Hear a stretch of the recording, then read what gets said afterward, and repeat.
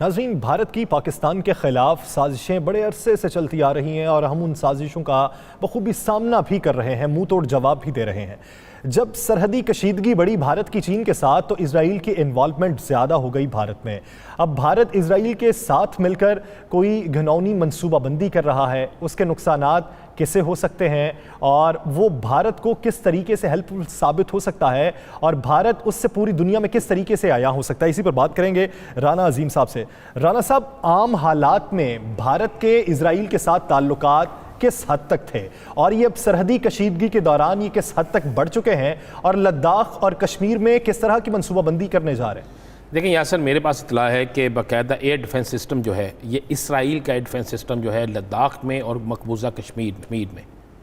یہ دو جگہ پہ لگایا جا رہا ہے، اور بھارت نے ایک پلاننگ کے تحت باقاعدہ اسرائیل کو اس حوالے سے ذمہ داری دی۔ اسرائیل کے جو ہے 321 لوگ 321 افراد جو ہیں، یہ باقاعدہ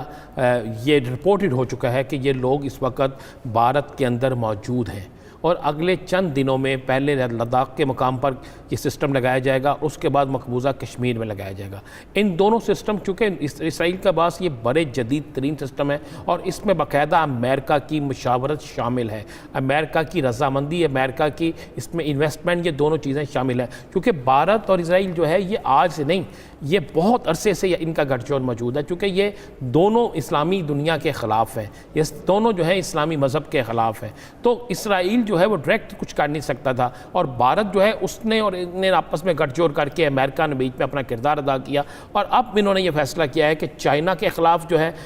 اپنی حکمت عملی کو بنانے کے لیے اسرائیل کی ایک ٹیم جو ہے لداخ کے کسی ایک مقام پر باقاعدہ اس سسٹم کو نصب کرے گی۔ آپ کو خطے میں آنے والے دنوں میں کشیدگی مزید بڑھتی دکھائی دے رہی ہے؟ میں آپ کو بالکل بڑھے گی بھی اور بڑی تیزی سے جائے گی۔ ہم نے یہ بھی ایک فوٹیج دکھائی تھی، ہماری سکرین پہ چل رہی ہے، اس فوٹیج میں آپ کو نظر آئے گا کہ اس فوٹیج میں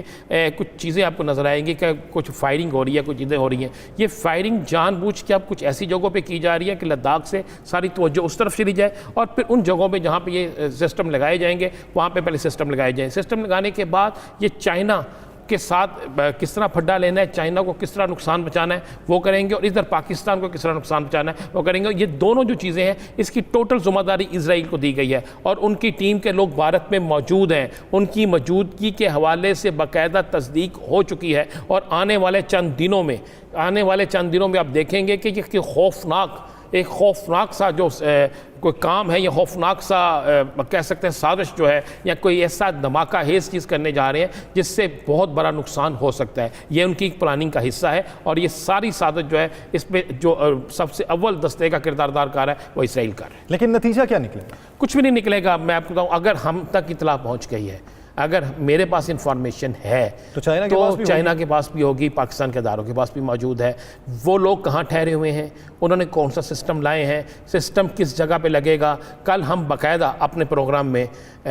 ایک ان کے بھارتی جو فوجی ہے جس کو لداخ میں رہتے ہیں اس کی گفتگو بھی سنا دیں گے۔ اگر آپ کہیں گے تو کل ہم اپنے پروگرام میں وہ فوجی بھی دکھا دیں گے جو سامان لے کر جا رہے ہیں، تاکہ ان کی ساری چیزیں بالکل عیاں ہو جائیں، اور ان کے جو پلاننگ جو پروگرام ہیں وہ بھی انشاءاللہ فلاپ ہو جائے گا، چونکہ بھارت اسرائیل یہ گٹھ جوڑ ہے، امریکہ اس میں جو ہے ان کو اوپر جس سے کہتے ہیں نا بڑے کا رول ادا کرنا وہ کر رہا ہے، اور یہ ساری ایک سازش ہے چائنا اور پاکستان کے خلاف، اور چائنا اور پاکستان کے خلاف اس سازش کو انشاءاللہ چند دنوں میں یہ ناکام ہو ہی جانی ہے۔ لیکن تباہ ہو چکی ہے، اپوزیشن خلاف ہو چکی ہے، عوام بھی حکومت کے در پہ آ چکی ہے، اور حکومت ہے کہ جنگی جن اس کے سر پر سوار ہے، اسرائیل کے ساتھ مل کر ایسی گھناؤنی منصوبہ بندی کر رہا ہے، تخریب کاری کر رہا ہے۔ خطے میں امن کا سب سے بڑا دشمن کون ہے، یہ عوام کو جانا چاہیے، اور یہ بین الاقوامی قوتوں کو اس کا ادراک ہو جانا